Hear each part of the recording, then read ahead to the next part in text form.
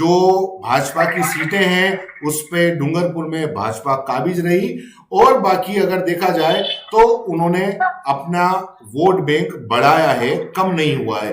अगर vote bank कम हुआ है डूंगरपुर शहर के अंदर तो वो है कांग्रेस का।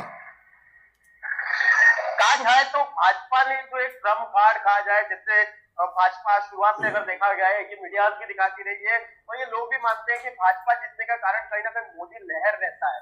लेकिन यहाँ पर जो हमने देखा कि जो राज्यसभा सांसद थे हर्षवर्धन सिंह, जो कि भाजपा से थे, उन्होंने अपने महल के दरवाजे खोल दिए थे। वो कई समाजों की मीटिंग बुलाकर वहां से उनकी मीटिंगें ले रहे थे और वो डोर टू डोर विजिट कर रहे थे। तो कहीं ना कहीं ये भी प्रभाव लोगों पर पड़ता हुआ नजर आया और इसका फायदा कहीं ना कहीं भाजपा को हुआ। दूसरी ओर जो के गुप्ता जो भाजपा में, उनकी कहीं ना कहीं यहाँ पर दावेदारी जो निर्दलीय के रूप में निर्दलीय जो कैंडिडेट उतार रहे थे और सागड़ा से खुद चुनाव लड़ने के लिए गए थे, और उनका चुनाव नहीं लड़ना भी कहीं ना कहीं भाजपा को प्लस दे गया। ठीक है जुगल, अगर आपके पास में कोई फाइनल अगर रिजल्ट डूंगरपुर का तो आ गया है, आपके पास में अगर फाइनल रिजल्ट सागवाड़ा का आया हो तो एक बार और बता दें, क्योंकि हमारे दर्शक लगातार मांग कर रहे हैं सागवाड़ा के अपडेट की। हालांकि सागवाड़ा में जो बोर्ड है वो घोषित हो चुका है एक तरीके से।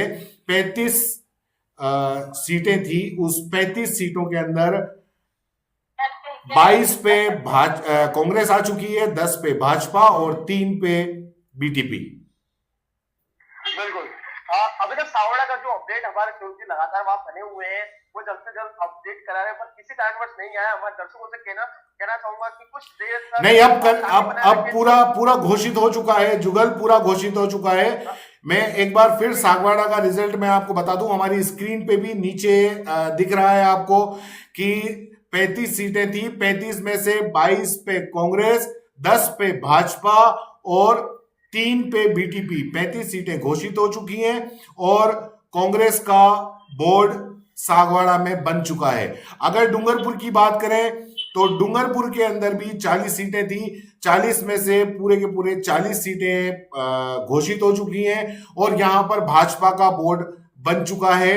27 सीटें भाजपा की हैं, कांग्रेस की 6 सीटें, बीटीपी की 5 सीटें और 2 अन्य निर्दलीय की सीटें हैं।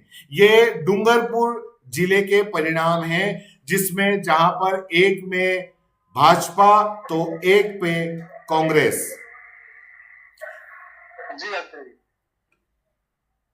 अब वहां पे भी माहौल शांत हो चुका है। हम बहुत जल्दी आपसे जुड़ेंगे जुगल अपडेट के लिए।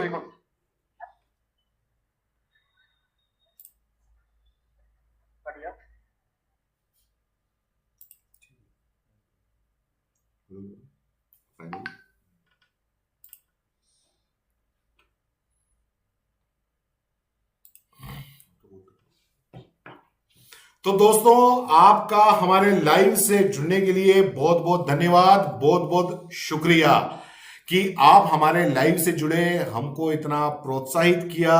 तो आज हम चाहे हमारे पास में संसाधन सीमित थे, लेकिन हमने कोशिश की कि आपके पास में जल्दी से जल्दी परिणाम आए, आप परिणाम जाने। एक बार फिर मैं आपको पूरे परिणाम डूंगरपुर जिले के और उदयपुर जिले के मैं आपको शॉर्ट में परिणाम बता देता हूं। डूंगरपुर जिले में 2 निकायों में चुनाव थे, डूंगरपुर शहर में और सागवाड़ा नगर पालिका में। सागवाड़ा की अगर हम बात करें तो वहां पर कांग्रेस का बोर्ड बना है। कांग्रेस 22 सीटों पर विजयी रही है, 10 पे भाजपा विजयी रही है और 3 पे बीटीपी विजयी रही है। अगर डूंगरपुर की हम बात करें, डूंगरपुर शहर की बात करें, तो डूंगरपुर में भाजपा का बोर्ड बना है, जहां पर 27 सीटों पर भाजपा विजयी रही है और कांग्रेस 6 सीटों पर विजयी रही है, बीटीपी 5 पे और 2 पे अन्य सीटें, 2 पे अन्य जो निर्दलीय हैं वो विजयी रही हैं। इधर हम अगर भिंडर की बात करें तो भिंडर में जनता सेना का बोर्ड बन चुका है। जनता सेना 25 वार्ड थे, यहाँ पे 25 सीटें थी, 25 में से जनता सेना 13 पर विजयी रही है भिंडर में।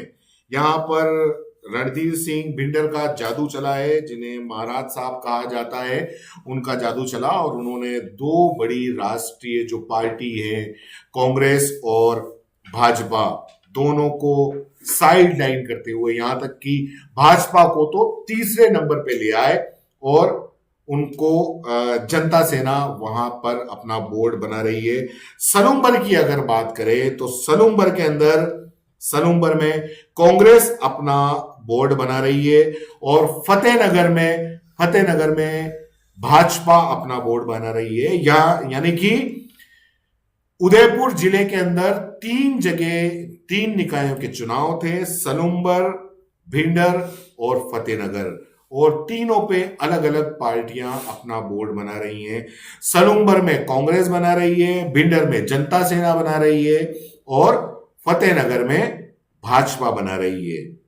आपने हमारा चैनल, कई लोगों ने सब्सक्राइब नहीं किया है दोस्तों, आप हमारा चैनल सब्सक्राइब करिए, हमें आगे बढ़ाइए और आज हमसे लाइव जुड़ने के लिए मेरी तरफ से और मेरी पूरी टीम की तरफ से आपका बहुत बहुत आभार, बहुत बहुत धन्यवाद, शुक्रिया।